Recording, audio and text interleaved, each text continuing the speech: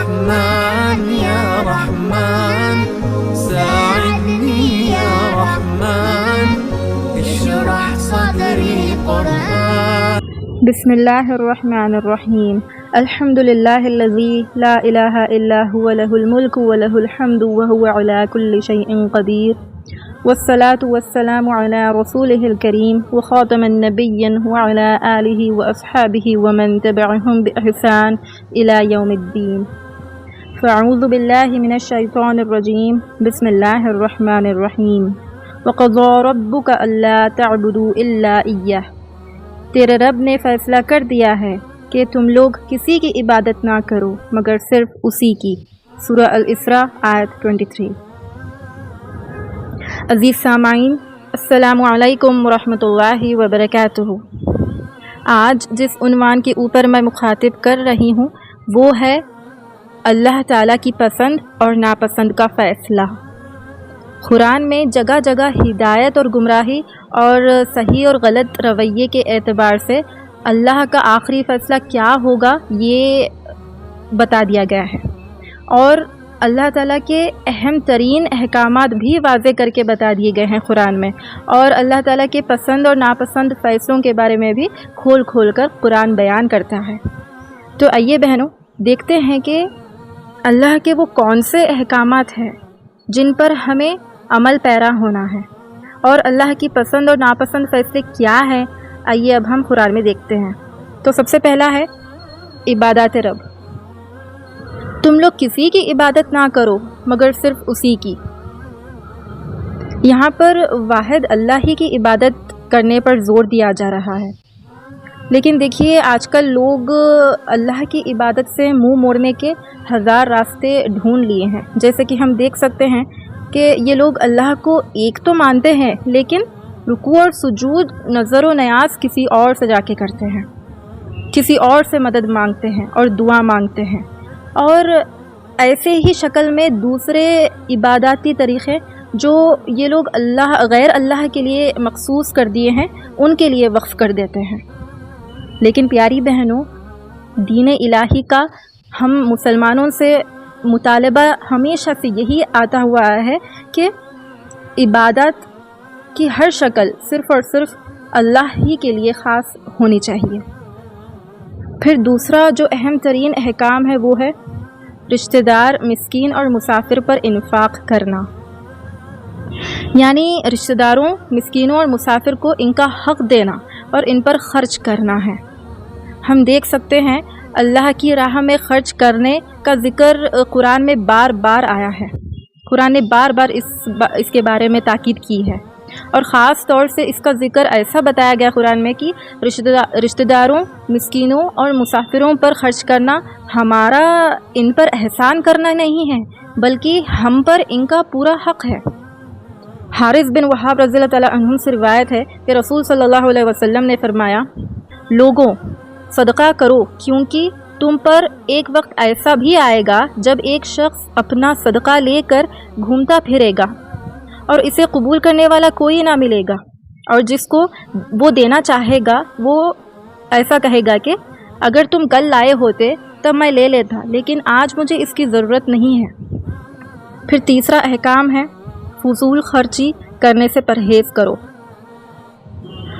دیکھیے انسان جب اپنی جائز ضروریات پر حد سے زیادہ خرچ کرتا ہے تو وہ دوسروں پر بھی اپنا مال خرچ کرنے کے قابل ہی نہیں رہتا، کیونکہ اس کے پاس کچھ بچا ہی نہیں رہتا تاکہ وہ مال خرچ کر سکے دوسروں پر.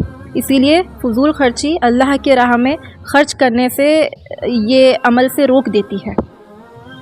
اتنا ہی نہیں بلکہ یہ عمل ایک معاشرے میں یعنی ایک سوسائٹی میں میٹیریلزم کو پروموٹ کرتی ہے، اور میٹیریلزم کو پروموٹ کر کے شیطان کے راستے کو بناتی ہے، پیو کرتی ہے اور اس کے راستے کو آسان کر دیتی. اور پھر آخر کار اس کا انجام کچھ ایسا ہوتا کہ لوگ مال کو اور حاصل کرنے کی جستجو میں لگ جاتے اور حاصل کرنے کے چکر میں حرام راستے اختیار کرنا شروع کر دیتے ہیں. اسی لیے اللہ نے غیر ضروری فضول خرچی کرنے والوں کو شیطان کے بھائی قرار دیے ہیں. حدیث بخاری میں آتا ہے اللہ کے رسول صلی اللہ علیہ وسلم نے فرمایا اللہ تعالیٰ نے تمہارے لیے 3 چیزیں ناپسند فرمائے ہیں، ایک بے فائدہ گفتگو، دوسرا مال کو حد سے زیادہ ضائع کرنا، اور تیسرا بہت زیادہ مانگنا۔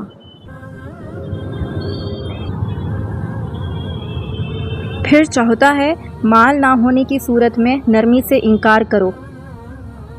اللہ تعالیٰ قرآن میں بھی فرماتے ہیں کہ اور اگر ان حاجت مندوں سے تمہیں کترانا ہو اس بنا پر کہ ابھی تم اللہ کی رحمت کے امیدوار ہو، تو اس بنا پر انہیں یعنی ضرورت مندوں کو، حاجت مندوں کو نرمی سے جواب دے کر انکار کر دیا کرو۔ دیکھیے بعض اوقات انسان حقیقتاً اس قابل ہی نہیں ہوتا کہ وہ دوسروں کی مالی مدد کر سکے، تو ایسے میں اللہ کا حکم یہ ہے کہ ضرورت مندوں کو جھڑکنے کے بجائے بہت نرمی کے ساتھ انہیں انکار کریں اور انہیں محبت کے ساتھ رخصت کر دیں۔ حضرت عائشہ صدیقہ رضی اللہ تعالیٰ عنہا سے روایت ہے، رسول اکرم صلی اللہ علیہ وسلم نے فرمایا، اللہ خود مہربان ہے اور نرمی اور مہربانی کرنا اس کو محبوب ہے، اور نرمی کا بدلہ اتنا دیتا ہے جو سختی کے بدلے میں بھی وہ نہیں دیتا، اور اس جیسا بدلہ کسی اور چیز میں بھی نہیں رکھا ہے اس میں۔ پھر 5واں ہے خرچ میں اعتدال کرنا۔ سب سے پہلی بات تو یہ ہے کہ ہمارا دین اعتدال کا دین ہے، بہت بیلنسڈ دین ہے، یعنی ہمارے زندگی کے ہر ایک ایسپیکٹ سے بیلنسڈ ہے دین۔ اگر حد سے زیادہ خرچ کرنے پر منع کرتا ہے یہ، تو بخل کی بھی سخت مذمت کرتا ہے، یعنی کنجوسی۔ نہ تو ہمیں بالکل بھی ہاتھ کھول کے خرچ کرنے کے لیے کہا گیا ہے، اور نہ ایسا ہو کہ ضرورت کے وقت بالکل ہی ہمارے جیب سے پیسے نکل نہ سکے۔ سیدہ اسماء بنت ابو بکر رضی اللہ تعالیٰ عنہا نے ایک دن رسول صلی اللہ علیہ وسلم سے پوچھا کہ اے اللہ کے رسول، میرے پاس بس وہی ہوتا ہے جو میرے شوہر زبیر گھر لے آتے ہیں، تو کیا میں اس میں سے دے دیا کروں؟ تو اللہ کے رسول فرماتے ہیں، دو، لیکن باندھ باندھ کر بھی اپنے پاس مت رکھا کرو، ورنہ تم پر بھی تمہارا رزق باندھ دیا جائے گا۔ پھر 6واں احکام ہے زنا سے دوری کا حکم۔ قرآن مجید میں فرمایا گیا ہے کہ اور زنا کے قریب نہ بھٹکو، وہ بہت برا فعل ہے اور بڑا ہی برا راستہ ہے۔ زنا سارے فواحشوں میں سب سے عام اور خطرناک قسم ہے۔ زنا خاندان کی جڑوں کو ختم کر دیتا، جبکہ تو قرآن خاندان اور رشتہ داریوں کو بہت اہمیت دیتا ہے۔ اسی لیے زنا ہی سے نہیں بلکہ ہم کو اس کے قریب بھٹکنے سے بھی روکا گیا ہے۔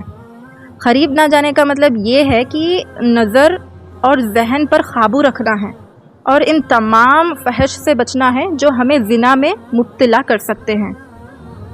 حضرت ابو ہریرہ رضی اللہ تعالیٰ عنہ سے روایت ہے، نبی کریم صلی اللہ علیہ وسلم نے فرمایا، آنکھوں کا زنا دیکھنا ہے، اور کانوں کا زنا سننا ہے، اور زبان کا زنا گفتگو کرنا ہے، اور ہاتھوں کا زنا پکڑنا ہے، اور پاؤں کا زنا چلنا ہے، اور دل کا زنا خواہش اور تمنا کرنا ہے۔ پھر 7واں ہے تجسس نہ کرو، یعنی کسی کی جاسوسی نہیں کرنا، کسی کی ذاتی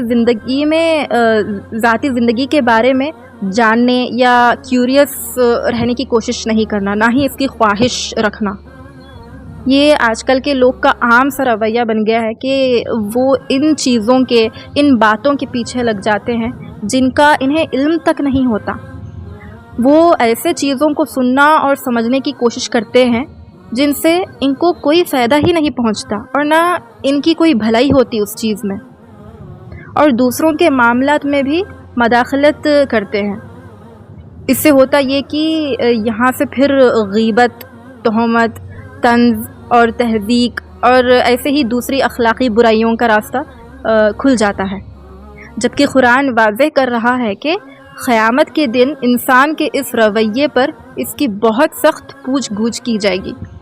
سورہ حجرات میں بھی اللہ تعالیٰ فرماتے ہیں کہ اے اہل ایمان، بہت گمان کرنے سے پرہیز کرو، کیونکہ بعض گمان گناہ ہے، اور ایک دوسرے کے حال کا تجسس نہ کیا کرو، اور نہ تم میں سے کوئی کسی کی غیبت کرو۔